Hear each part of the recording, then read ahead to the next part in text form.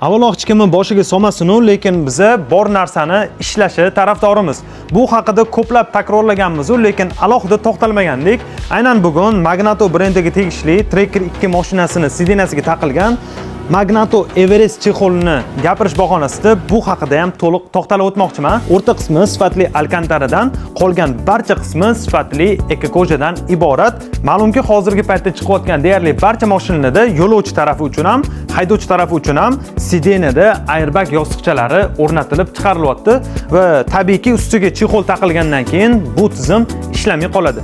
Kardinar va Magnato aynan shu uchun yechim sifatida mana shu funksiyani qo'shdi. Ya'ni buni ichida ishlatilgan material va choklari airbag otilishiga umuman xalaqit qilmaydigan qilib ishlangan.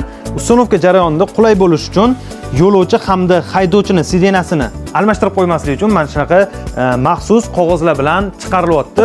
Narxini bilish uchun kommentariyada plyus va mashinani modelini yozib qoldirsanglar, agar Cobalt va Tracker 2 haydovchisi bo'lsangiz, sizga tayyor bor. Agar boshqa mashina haydaydigan bo'lsangiz, maxsus buyurtmagan bemalol narxlarni bilib olsangiz bo'ladi.